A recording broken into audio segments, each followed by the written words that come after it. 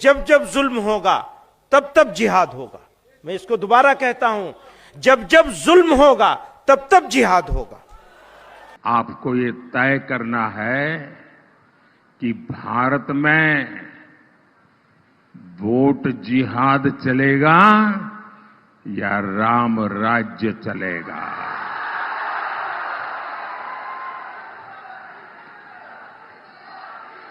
यानी मोदी के खिलाफ एक खास धर्म के लोगों को एकजुट होकर वोट करने को कहा जा रहा है। और पिछले सालों में उत्तराखंड में बहुत तेज लैंड जिहाद चल रहा था। हमने उस लैंड जिहाद के खिलाफ बहुत स्ट्रिक्ट एक्शन लिया। लव जिहाद पे बात हो रही है। अरे कोई शादी किससे करेगा? आप कहीं को बीच में डंडी मार रहे। कानून के मुताबिक 18 साल 21 साल मुझे पसंद नहीं होगा, ठीक है, मुझे नहीं पसंद होगा, मगर मैं कैसे रोकूंगा उसको? जिहाद क्या है और कैसे समझा जाए? जब भी किसी बड़े मकसद के लिए, और वो भी बड़ा इंसानी मकसद हो, ह्यूमैनिटेरियन मकसद हो और इलाही मकसद हो, तो उसके लिए जो बड़ी कोशिश की जाए या ज्यादा कोशिश की जाए उसको इस्लाम में जिहाद कहते हैं। तो उन बुराइयों से का मुकाबला करना और उसके मुकाबिल में भरपूर कोशिश करना, ये जो है सबसे बड़ा जिहाद है जो रसूलुल्लाह ने बयान फरमाया है। तो रसूलुल्लाह ने फरमाया कि तुम तो छोटा जिहाद करके आए हो, बड़ा जिहाद अभी तुम पर बाकी है। क्योंकि इस्लाम के शुरू का दौर था। जब उन लोगों ने हैरत से पूछा कि बड़ा जिहाद क्या है, तो फरमाया कि जिहाद नफ्स, यानी अपने नफ्स का अंदर, अपने अंदर का जिहाद करना। तो ये जिहाद के लफ्ज़ एक बड़ा माना रखता है, वसी माना रखता है, और उसका असल मकसद ये है कि किसी भी अच्छाई के लिए, किसी भी भलाई के लिए, कोई भी बड़े पैमाने पर मेहनत से अगर काम किया जाए और कोशिश की जाए तो इसको इस्लामी जिहाद कहते हैं। वो चाहे लोगों को खैर पहुंचाने के लिए हो, लोगों की मदद करने के लिए हो, लोगों को बचाने के लिए हो, खुद को बचाने के लिए हो, और या तो इल्म हासिल करने के लिए हो, या कोई और भी काम हो। कभी कभी इसको गलत माने में हमारे मुल्क में दूसरे तौर पर भी इस्तेमाल किया जाता है। एक जिहाद जो अमेरिकन जिहाद है, इजरायली जिहाद है, और उससे फायदा उठा के हमारे मुल्क के कुछ सियासी लोग जो है जिहाद के लफ्ज़ को बदनाम कर रहे हैं। एक जवान है, उसका जिहाद ये है कि वो जो है अच्छे से पढ़ाई करे, अच्छे से इल्म हासिल करे। एक आदमी जो है तिजारत कर रहा है तो उसका जिहाद ये है कि वो मेहनत से तिजारत करे, दूसरों को, गरीबों का पेट भर सके, जो लोग पढ़ नहीं सकते हैं उनकी फीस अदा कर सके। नमस्कार दोस्तों, मेरा नाम हैदर अब्बास नकवी है और आप लोग मुझको इस वक्त दा स्वतंत्र पर देख रहे हैं। आज स्वतंत्र जो आपको समझाने जा रहा है, जो आपको बताने जा रहा है, वो बहुत जरूरी है।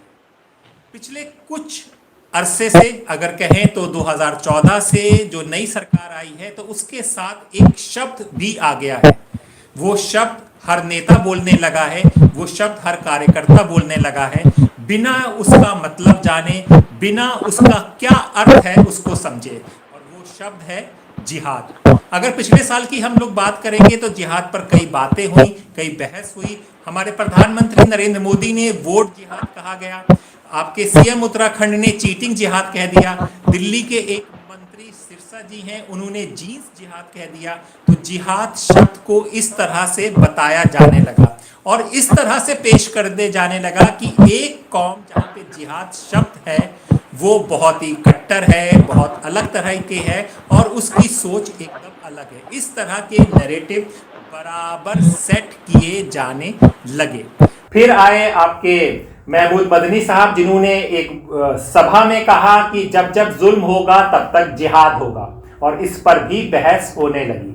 लेकिन क्या आप लोगों को जिहाद का असली मतलब, वहां पर जिहाद का क्या मतलब है, इसी के लिए आपने हमसे कहा कि इसको समझाइए। तो हमने, आप देख सकते हैं कि हमारे बराबर की स्क्रीन में मौलाना आगा अख्तर साहब मौजूद हैं, जो जानकार हैं, इस्लामिक स्कॉलर्स हैं, बातों को समझते हैं। आपने इनके वीडियो मणिपुर हिंसा पर भी देखा होगा।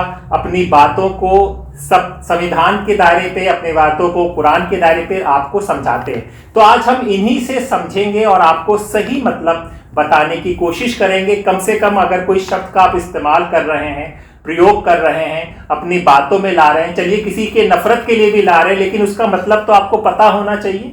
آج ہم یہی سمجھنے کی کوشش کریں گے۔ مولانا صاحب بہت بہت شکریہ دا سوتنتر کے لیے وقت نکالنے کے لیے۔ آپ سے ہم نے بات کی کہ ہم لوگ سمجھنا چاہتے ہیں، آپ نے بہت جلدی آپ اس میں آئے اور آپ نے سمجھانے کی کوشش کی۔ مولانا صاحب آپ اخبار پڑھ رہے ہوں گے، سوشل میڈیا دیکھ رہے ہوں گے، اور پچھلے کچھ سالوں میں جو شبد جہاد ہے اس کا الگ الگ طریقے سے استعمال ہو رہا ہے، اور ہمیں کیا لگتا ہے، سب کو یہ لگتا ہے کہ شاید اس کا مطلب، اس کا ارتھ سمجھے نہیں ہیں لوگ اور بولے جا رہے ہیں۔ اگر ہم سمجھیں، بھارت کے پریپیکش میں سمجھیں تو جہاد کیا ہے اور کیسے سمجھا جائے؟ جی بسم اللہ الرحمن الرحیم۔ جہاد یوں تو عربی لفظ ہے اور اسلام کا ایک بہت ہی مقدس لفظ ہے، جس کو ابھی آپ نے جیسا بتایا کہ ہمارے ملک میں چند سالوں سے اس لفظ کے لیے جو ہے طرح طرح کے پروپیگنڈے کیے جا رہے ہیں اور اس کے نگیٹو پہلو بنا کر پیش کیا جا رہا ہے، لیکن یہ در حقیقت اس کی تاریخ تھوڑا اور پرانی ہے۔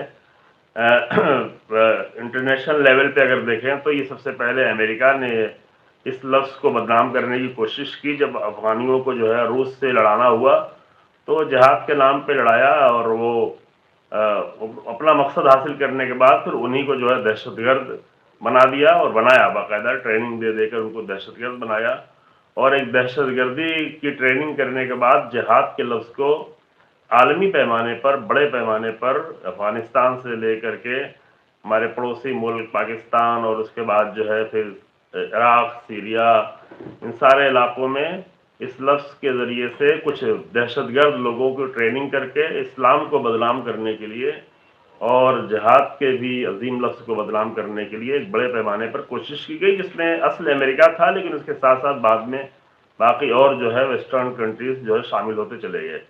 پھر ظاہر ہے کہ اس میں جو ہے ویسٹرن کنٹریز کے ساتھ ساتھ امریکہ کے ساتھ ساتھ اسرائیل جو ہے وہ اس کو بہرحال اس مقصد کو حاصل کرنا تھا، لہذا اس نے بھی اس لفظ کو جو ہے بدنام کرنے کی کوشش کی، چونکہ اسرائیل نے ایک بڑے پیمانے پہ تقریباً 70 سال سے زیادہ جو ہے ایک قوم پہ ظلم کیا ہے اور مسلسل ظلم کیا ہے، اور ظلم کے مقابل میں جب ان لوگوں نے اپنی کوشش کی، فلسطینیوں نے، تو ان کی کوشش کو جہاد کے نام سے اور وہ بھی نگیٹو پروپیگنڈے کے ساتھ جو ہے پوری دنیا میں پھیلانے کی کوشش کی۔ جب سے ہمارے ملک کا رابطہ اسرائیل سے ہوا ہے تو اس کے بعد اس سے جو ہے ہمارے ملک کے کچھ سیاسی لوگوں نے بھی اس کو اسی طریقے سے، غلط طریقے سے پیش کرنے کی کوشش کی۔ اصل وجہ یہ ہے کہ چونکہ جہاد جو ہے، میں نے پہلے آپ کو جو قرآنی لفظ ہے جس کی ڈیفینیشن آپ کو بتا دیں، عربی لفظ ہے یہ، اور عربی میں جوہد کے معنی ہوتے ہیں بہت زیادہ کوشش کرنا، اور جوہد سے ہی کے لفظ بناؤ۔ آپ لوگ بھی کبھی اپنی ایسے، ابھی تو اردو ہندی میں بولا جاتا ہے، بعض لوگ جد و جہد کہتے ہیں، لیکن جد و جہد لفظ ہے، یعنی جد کے معنی ہوتا ہے کسی چیز کے لیے سیریس ہونا، اور جوہد کے معنی ہوتا ہے وہی کوشش کرنا، اور معمولی کوشش نہیں، زیادہ کوشش کرنا۔ جب بھی کسی بڑے مقصد کے لیے، اور وہ بھی بڑا انسانی مقصد ہو، ہیومینیٹیرین مقصد ہو اور الہی مقصد ہو، تو اس کے لیے جو بڑی کوشش کی جائے یا زیادہ کوشش کی جائے، اس کو اسلام میں جہاد کہتے ہیں۔ اور یہ جہاد کے لفظ عام طور سے جو ہے نارمل زندگی میں استعمال ہوتا ہے، یعنی انسان اپنے آپ کو، اپنی سب سے پہلی چیز جو اسلام میں جس کی سب سے تاکید کی گئی ہے، وہ اپنے آپ کو پاک رکھنے کی کوشش، اپنے آپ کو گناہوں سے بچانے کی کوشش، اور اسی لیے سب سے بڑا جہاد جو ہمارے یہاں ہے رسول اللہ صلی اللہ علیہ وآلہ وسلم کی حدیث میں، وہ ہے نفس کا جہاد، یعنی اپنے اندر کا جہاد۔ اندر جو باطل طاقتیں آتی ہیں اور باطل غالب ہونا چاہتا ہے اور برائیاں ہمارے اوپر غالب ہونا چاہتی ہیں، تو ان برائیوں سے کا مقابلہ کرنا اور اس کے مقابل میں بھرپور کوشش کرنا، یہ جو ہے سب سے بڑا جہاد ہے، جو رسول اللہ نے بیان فرمایا ہے جنگ کے واقعے کے بعد، کہ جب جنگ کے بعد جو ہے رسول اللہ کے اور ساتھی کیمپینینز واپس آئے، تو وہ لوگ تو بہت خوش تھے کہ ہم جنگ کر کے آئے ہیں، کوئی زخمی تھا، کوئی کسی نے جان دی تھی اور کامیابی بھی حاصل ہوئی تھی، تو رسول اللہ نے فرمایا کہ تم تو چھوٹا جہاد کر کے آئے ہو، بڑا جہاد ابھی تم پر باقی ہے، کیونکہ اسلام کے شروع کا دور تھا۔ جب ان لوگوں نے حیرت سے پوچھا کہ بڑا جہاد کیا ہے، تو فرمایا کہ جہاد نفس، یعنی اپنے نفس کا اندر، اپنے اندر کا جہاد کرنا۔ تو یہ جہاد کے لفظ ایک بڑا معنی رکھتا ہے، وسیع معنی رکھتا ہے، اور اس کا اصل مقصد یہ ہے کہ کسی بھی اچھائی کے لیے، کسی بھی بھلائی کے لیے، کوئی بھی بڑے پیمانے پر محنت سے اگر کام کیا جائے اور کوشش کی جائے تو اس کو اسلامی جہاد کہتے ہیں۔ وہ چاہے لوگوں کو خیر پہنچانے کے لیے ہو, لوگوں کی مدد کرنے کے لیے ہو, لوگوں کو بچانے کے لیے ہو, خود کو بچانے کے لیے ہو, اور یا تو علم حاصل کرنے کے لیے ہو, یا کوئی اور بھی کام ہو. کبھی کبھی اس کو ایک غلط معنی میں ہمارے ملک میں دوسرے طور پہ بھی استعمال کیا جاتا ہے. صحیح معنی یہ ہے کہ ایک صحیح کام کے لیے, صحیح مقصد کے لیے بھرپور کوشش کرنا, اس کو اسلامی جہاد کہتے ہیں.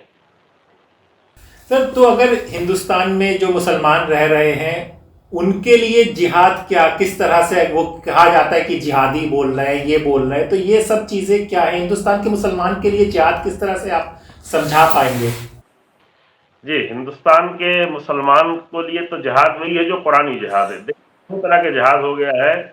ایک جہاد جو امریکن جہاد ہے, اسرائیلی جہاد ہے, اور اس سے فائدہ اٹھا کے ہمارے ملک کے کچھ سیاسی لوگ جو ہے جہاد کے لفظ کو بدنام کر رہے ہیں, وہ باطل جہاد ہے. کوشش وہ بھی کر رہے ہیں لیکن برائیوں کے لیے, جان لینے کے لیے, دہشت گردی کے لیے, بے گناہ لوگوں کو مارنے کے لیے. فلسطین سے لے کر کے ابھی تو دیکھیں جو حالات بنے ہوئے ہیں, پورے مڈل ایسٹ کے جو حالات بنے ہوئے ہیں, وہ ایک کوشش وہ ہے جس کے لیے دھوکہ دے کر لوگوں کو جو ہے ذہن تبدیل کر کے, اور ان کو جو ہے جہاد کے نام پر برے کام کرنے کے لیے مسجدوں میں بلاسٹ کرنا, بے گناہ لوگوں کو مارنا, جو ابھی ہمارے اپنے ملک بھی ہمیں دکھائی پڑا پہلگام میں, یا جو ہے دہلی میں جو جس طرح کے واقعات پیش آئے.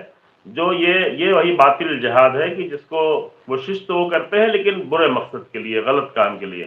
لیکن اگر اسلام کو دیکھیں, مسلمانوں کو دیکھیں, تو مسلمان جو قرآن کا فالوور ہے اور رسول اللہ کو فالو کرتا ہے, رسول اللہ کے عظیم اصحاب اور اہل بیت کو فالو کرتا ہے, تو ان کے لیے جہاد یہ ہے کہ لوگوں کو فائدہ پہنچانے کے لیے, لوگوں کی انسانیت کے لیے, اور اپنے دین کے لیے, اپنی پاکیزگی کے لیے, اپنے نفس کو پاک کرنے کے لیے, اور اپنے اچھے کام کے لیے زیادہ سے زیادہ انسان کوشش کرے. یہ جو ہے سب سے بڑا جہاد ہے, جو حالات کے اعتبار سے تبدیل ہوتا رہتا ہے. ممکن ایک نارمل ایک جوان ہے, اس کا جہاد یہ ہے کہ وہ جو ہے اچھے سے پڑھائی کرے, اچھے سے علم حاصل کرے. ایک آدمی جو ہے تجارت کر رہا ہے تو اس کا جہاد یہ ہے کہ وہ محنت سے تجارت کرے, دوسروں کو, غریبوں کا پیٹ بھر سکے, جو لوگ پڑھ نہیں سکتے ہیں ان کی فیس ادا کر سکے, جو لوگ بھوکے ہیں ان کی ضرورتوں کو پورا کر سکے.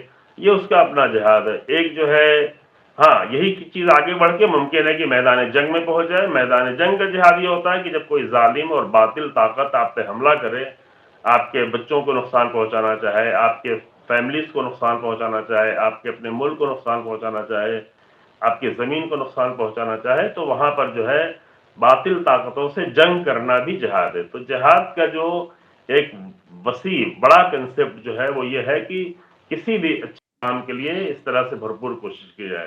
اب ہندوستان کے مسلمانوں کے لحاظ سے اگر یہاں پہ دیکھا جائے تو ابھی فی الحال یہ جہاد ہے کہ انسان جو ہے مسلمان اب سب سے پہلے دیے کہ اپنے آپ کو صحیح طریقے سے اسلام کو فالو کریں, قرآن کو فالو کریں. کبھی کبھی جو ہے مسلمان نام ہوتا ہے لیکن اسلام کی کوئی بھی صفت نظر نہیں آ رہی ہوتی ہے, یا قرآن کی کوئی بھی خاصیت اس کے اندر نظر نہیں رہی ہوتی ہے. تو اس کے لیے انسان کو بہرحال مسلمانوں کو چاہیے ہے کہ ایک تو یہ کوشش کریں, دوسری یہ بھی کوشش کریں کہ جو لوگوں کے ذہن کو خراب کیا گیا ہے اور اسلام کا غلط تصور پیش کیا گیا ہے, ایک بہت ہی غلط امیج بنا کر پیش کی جا رہی ہے. ظاہر جس کے پاس پروپیگنڈے کی مشنریز ہیں اور جو ہے میڈیا جن کے ہاتھوں میں زیادہ ہے, وہ زیادہ کامیاب ہو جاتے ہیں. تو یہ بھی ایک جہاد ہے کہ بہرحال اسلام کی صحیح تصویر کی جو ہر ایک انسان کی بھلائی چاہتے ہیں وہ بھی پیش کریں, تاکہ غلط فہمیاں اور جھوٹے پروپیگنڈے جو ہے وہ کامیاب نہ ہونے پائے.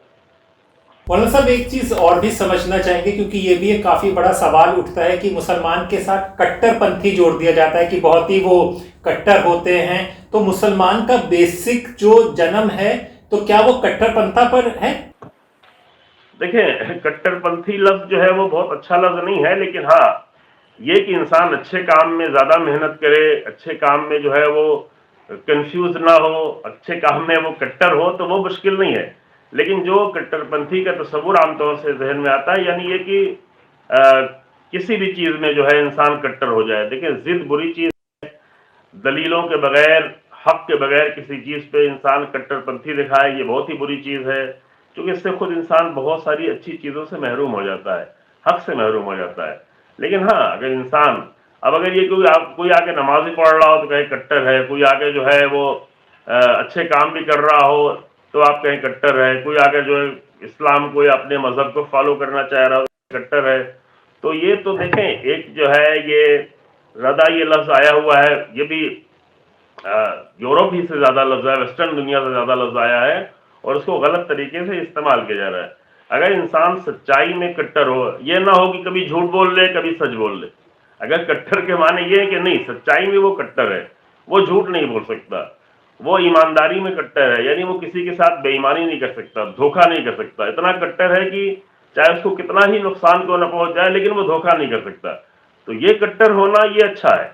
لیکن اگر کٹر ہونے سے مراد یہ ہے کہ انسان جو ہے لوگوں سے نفرت کر رہا ہو، لوگوں کو تکلیف پہنچا رہا ہو، اپنے آس پاس کے اپنے مذہب کو اس طرح سے فالو کر رہا ہو کہ دوسروں کو تکلیف پہنچ رہی ہو، تو یہ کٹر پنتھی جو ہے بری کٹر پنتھی ہے اور واقعی اس سے لوگوں کو نقصان پہنچتا ہے. تو ہمیں یہ دیکھنا چاہیے کہ کس معنی میں لفظ کو استعمال کیا جا رہا ہے.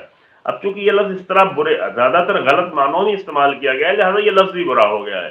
ورنہ ایک انسان جو اگر سچائی میں کٹر ہو، عدالت میں کٹر ہو، انصاف میں کٹر ہو تو اس میں کوئی بری چیز نہیں ہے. لیکن چونکہ یہ لفظ عام طور سے غلط جگہوں میں زیادہ استعمال کیا جاتا ہے لہذا جو ہے ہاں بالکل وہ چیز بری ہے اور ممکن ہے کہ بعض مسلمان ایسے ہوں بھی تو وہ بھی اچھا نہیں ہے. انسان کو جو کہ اسلام میں جو ہے جو لفظ آیا ہے وہ کیا ہے کہ بہت زیادہ تاکید ہے جس چیز کو بار بار پڑھنا ہے کہ انسان جو ہے صراط مستقیم یعنی بیلنس کا راستہ ہو، ایک ایسا راستہ ہو کہ جہاں پر افراط و تفریط نہ ہو، جہاں کسی کو نقصان نہ پہنچ رہا ہو، جہاں کسی کو تکلیف نہ پہنچ رہی ہو. حدیث میں آیا ہوا ہے کہ مسلمان وہ ہے کہ جس کے ہاتھ سے جس کی زبان سے لوگ محفوظ رہیں، ہے نا. تو اس طرح سے اگر ہم دیکھیں جو رسول اللہ صلی اللہ علیہ وآلہ وسلم کی حدیث تھی وہ حق پہ کٹر تھے. یہ نہیں کہ کبھی ادھر ہوں کبھی ان سے کمپرومائز کر لیں کبھی ان سے کمپرومائز کر لیں، باطل کے ساتھ کبھی کمپرومائز نہیں کرتے تھے. اگر کٹر کے معنی یہ ہیں کہ باطل کے ساتھ کمپرومائز نہیں کرتے ہیں تو ہاں یہ کٹر ہونا اچھی چیز ہے. لیکن یہ کہ کٹر ہونے کا مطلب یہ کہ دوسروں کے خلاف ہوں، دوسروں کے ساتھ دوسروں کے بارے میں غلط سوچ رکھتے ہوں، انسانوں کے بارے میں غلط سوچ رکھتے ہوں، اپنے مذہب کے لیے بہت کچھ سوچے لیکن دوسروں کے لیے کچھ بھی نہیں سوچے، تو یہ چیزیں جو ہے اسلام اس کی اجازت نہیں دیتا. مولانا صاحب ایک چیز اور سمجھا دی، ہم واپس جہاد پر آتے ہیں. اگر پچھلے 50 سال یا 60 سال کا اگر اتہاس دیکھیں تو کبھی جہاد کوئی ہوا ہے چیزوں کا؟ کہاں پر ہم کسی کون سا والا جہاد دیکھیں؟ ابھی جہاد تو ابھی ہو رہا ہے. ابھی دیکھیں ایران کو جہاد کرنا پڑ رہا ہے، اتنی بڑی باطل طاقتیں سب اکٹھا ہو گئی ہیں اندر سے، تو ان کو جہاد کرنا پڑے گا. یعنی ان کے مقابل میں کھڑے ہونے کے لیے ابھی ایک 86 سال کے بوڑھے انسان ہوتے ہوئے رہبر انقلاب جہاد کر رہے ہیں. اس عمر میں دنیا کے سب سے بڑے جس کے سامنے ہمارے ملک کے لوگ جھکے جا رہے ہیں، بہت سارے لوگ اور جھکے جا رہے ہیں، اور جو ہے وہ جتنا بھی پوری دنیا میں اس طرح سے ایک جیسے ہوتا ہے پہلے گاؤں محلے میں ہوتا تھا، کچھ گنڈے بدماش قسم کے لوگ ہوتے تھے، سب کو دبا کے رکھتے تھے کہ ہماری بات ماننی پڑے گی، آپ کو سرنڈر ہونا پڑے گا. اب یہ امریکہ کے بدماش جو ہے پوری دنیا میں سب کو اپنے سامنے سرنڈر کرنا چاہ رہا ہے.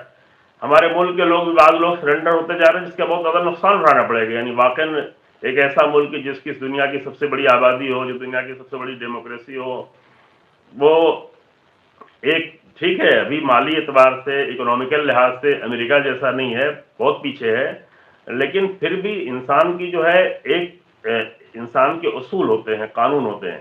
تو اس کے مقابلے میں بالکل امام خمینی رحمۃ اللہ علیہ نے جہاد کیا، زبردست جہاد کیا، مضبوطی سے جہاد کیا کہ ایک ایسی طاقت کی جو مسلسل بک رہی تھی، اپنے سارے ویلتھ کو بیچ رہا تھا، پیٹرول بیچ رہا تھا اور اپنی عزت کو بھی بیچ رہا تھا، تباہ کیا ہوا تھا، جہاد کر کے آ کر عزت دی. ابھی جو فلسطین کے لوگ اتنے سالوں سے جہاد کر رہے ہیں، اب ظاہر اس کو اسرائیل تو جو ہے وہ دہشت گردی کہے گا، لیکن وہ تو اپنی زمین کے لیے جہاد کر رہے ہیں، اپنے بچوں کے لیے جہاد کر رہے ہیں. ابھی پچھلے 2.5 سالوں میں 74-75 ہزار لوگ مار دیے گئے، اس میں 18 سے 19 ہزار بچے مارے گئے. تو جب اتنے لوگ مارے گئے ہیں اور وہ زمین لینا چاہ رہے ہیں، ابھی ساری چیزیں پوری دنیا کے سامنے بالکل کھل گئی ہیں، بالکل واضح ہو گئی ہیں، تو ان کو بہرحال جہاد کرنا ہے. اور وہ جہاد جو جنگ میں کر رہے ہیں وہ تو جہاد ہے ہی، لیکن اس سے بڑھ کے جہاد کیا ہے؟ اپنی عزت کی حفاظت کرنا، اپنے آپ کی حفاظت کرنا. اور آپ ابھی پچھلے دنوں میں دیکھ رہے ہیں کہ کس طریقے سے جو ہے ہماری لیڈرشپ نے جو الحمدللہ اس عمر میں اتنی بصیرت کے ساتھ اور اتنی مضبوطی کے ساتھ جو ہے مضبوطی کے ساتھ ظلم کے مقابل میں کھڑے ہوئے ہیں، جو پوری دنیا کے لیے ایک نمونہ بن گئے الحمدللہ. ابھی آیت اللہ خامنئی یہ پوری دنیا کے لیے ظلم کے مقابل میں کھڑے ہونے کے ایک نمونہ بن گئے ہیں. اور اگر یہ نمونہ تاریخ میں رہے گا، دنیا رہے گی، تب تک بھی یہ نمونہ باقی رہے گا. تو بالکل یہ جہاد ایک اچھا جہاد ہے، ایک عظیم جہاد ہے جو باطل کے مقابل میں کھڑے ہوئے ہیں. مولانا صاحب، تو محمود مدنی صاحب کی جو بات ہے جب جب ظلم ہوگا جہاد ہوگا، اس سے آپ کتنے سہمت ہیں؟ یہ دیکھیں، اگر یہاں تک صرف بات ہے، یہ جملہ یہ بالکل صحیح جملہ ہے کہ جہاد در حقیقت میں ظلم کے مقابلے میں ہوتا ہے. جب بھی کہیں پر ظلم کیا جاتا ہے تو معمولی کوششوں سے ظلم کو نہیں روکا جا سکتا. اور میں نے آپ کے سامنے جہاد کے معنی بتایا. جہاد یعنی زیادہ کوشش کرنا. تو چھوٹی موٹی کوشش سے ظالموں کو نہیں روکا جا سکتا، بلکہ ان کے حوصلے اور بڑھتے چلے جاتے ہیں. جیسے ابھی عالمی پیمانے پہ دیکھیں تو عربوں کی جو کوششیں ہیں، جو کوشش بھی نہیں ہے، اس کے مقابل میں ظالموں کے اور حوصلے بڑھتے چلے جاتے ہیں. تو یہ جو جملہ ہے کہ جہاں جہاں جب جب بھی ظلم ہوگا جہاد ہوگا، یہی تاریخ میں ہمیشہ یہی رہا ہے کہ جب ظلم ہوا ہے تو جہاد ہوگا لازمی طور پر. یعنی ظلم کو روکنا صرف مظلوموں کے لیے نہیں ہے، ظلم کو مظلوموں کے فائدے میں نہیں ہے، ظالموں کے فائدے میں بھی. کیونکہ ظالم اگر ظلم کرے گا تو وہ بھی، اس کی تاریخ غلط ہوگی، اس کو تاریخ میں ظالم کے نام سے لکھا جائے گا، اس کی بدنامی ہوگی، اس کے مذہب کی بدنامی ہوگی. ابھی آج کے زمانے میں کچھ لوگوں کی وجہ سے پورا ہندو مذہب بدنام ہو رہا ہے، بالکل کھل کے بدنام ہو رہا ہے. بہت واضح بات ہے. البتہ یہ باتیں ہم نے بہت پہلے کہی تھی، لیکن بہت کھل کے سامنے آ رہا ہے کہ کچھ لوگوں کے اپنے سیاسی فائدے کی وجہ سے پورا ہندو مذہب بدنام ہو رہا ہے. تو اگر ظالم سامنے ظلم کرے گا تو اس کے مقابل میں جہاد ہوگا تاکہ ظلم کو روکے. جب ظلم کو روکے گا تو صرف مظلوم کا فائدہ نہیں ہوگا. مثلا اگر مسلمان کے مقابل میں ظلم ہو رہا ہے تو صرف مسلمان کا فائدہ نہیں ہوگا، ظالموں کا بھی فائدہ ہوگا تاکہ وہ ظلم نہ کر سکے. یہ ایک بہت ہی اہم مسئلہ ہے کہ ظلم نہ کرنے گیا، کیونکہ ظلم اگر کیا جاتا ہے تو اس سے پوری دنیا کو نقصان ہوتا ہے. اگر ایک ملک میں ظلم ہوتا ہے تو پورے ملک کو نقصان ہوتا ہے. تو یہ تو بالکل صحیح بات ہے کہ، اور تاریخ میں ظلم، جہاد صحیح معنوں میں جہاد نہیں ہوا ہے کہ جہاں پر ظلم ہو رہا تھا. رسول اللہ کے زمانے میں جتنا جہاد تھا ظلم کے مقابل میں جہاد تھا. مولانا صاحب، چلتے چلتے ایک اور بہت اہم بات ہے، وہ ہم لوگ آگے اس پہ چرچا بڑی کریں گے.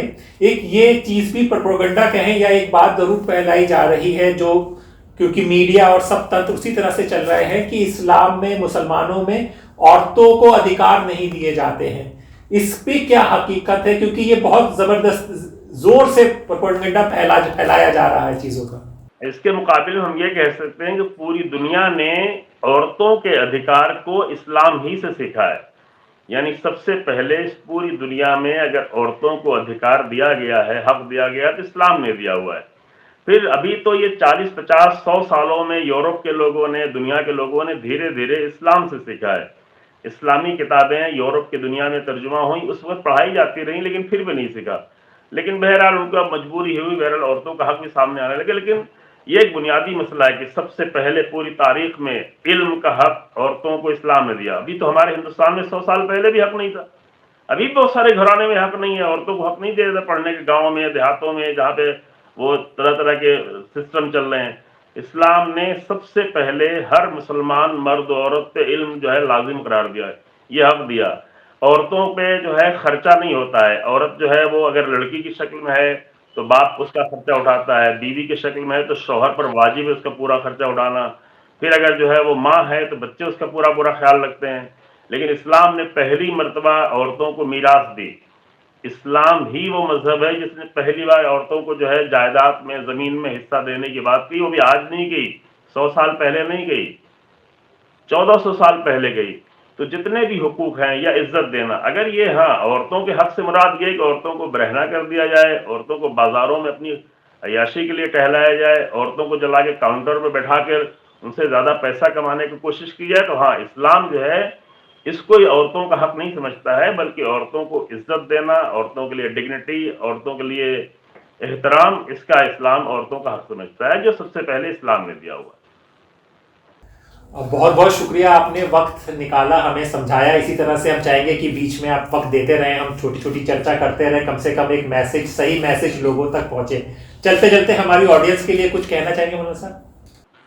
آڈینس کے لیے ہم یہ کہہ سکتے ہیں کہ آج کا زمانہ جو بہت تیزی سے تبدیل ہو رہا ہے، پہلے زمانے اتنی تیزی سے تبدیل نہیں ہو رہے تھے. ابھی آج کا زمانہ انٹرنیشنل لیول پر بھی اور ہمارے ملک میں بہت تیزی سے تبدیل ہو رہا ہے. تو یہاں پر لازم ہے کہ لوگ ज़्यादा कोशिश करें, यानी ये कि सिर्फ मुसलमान ही नहीं, जो भी हैं वो देखें, अगर सही मजहब होगा, चाहे ईसाई हो, चाहे हिंदू हो, चाहे यहूदी हो, चाहे मुसलमान मजहब हो, सही मजहब में टकराव नहीं है। हाँ, एक दूसरे को कामिल करते हैं, मुस्लिम पुराने मजहब है, नया मजहब आके उसको और कामिल कर देता है, लेकिन ये जो गलत चीज़ें इतना टकराव की बातें हो रही हैं, वो दरहकीकत सही मजहब ना होने की बुनियाद पर हो रही है।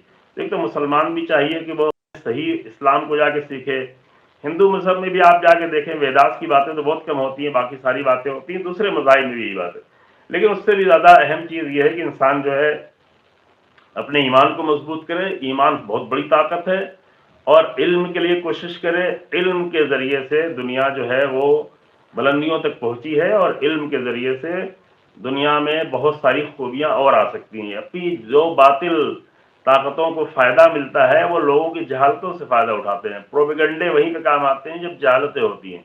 तो इल्म के लिए ज़्यादा कोशिश करने की ज़रूरत है, और ये कि जो सही बातों को समझते हैं, चाहे वो किसी धर्म, किसी मजहब से हो, उनका आपस में मुत्तहिद रहना ये बहुत ज़्यादा अहम है। इसके लिए कोशिश करने की ज़रूरत है। देखिए, यही स्वतंत्र का प्रयास है कि कम से कम आपको सही बात हम लोग समझा दें। इसीलिए हम लोग ये प्लेटफॉर्म लेकर आए हैं कि जो बातें चल रही हैं आपको उसमें सही हकीकत क्या है वो कल, इसीलिए हम लोग इस तरह के गेस्ट लाते हैं जो उस सब्जेक्ट को समझते हैं और आप तक लेकर आते हैं। तो हमारा ये प्रयास जारी रहेगा, और आपका बहुत बहुत शुक्रिया मौलाना साहब। इसी तरह से हम लोग जुड़ते रहेंगे। तो अपने दोस्त हैदर अब्बास नकवी को इजाज़त दीजिए, फिर होगी मुलाकात एक नई चर्चा के साथ। तब तक के लिए नमस्कार।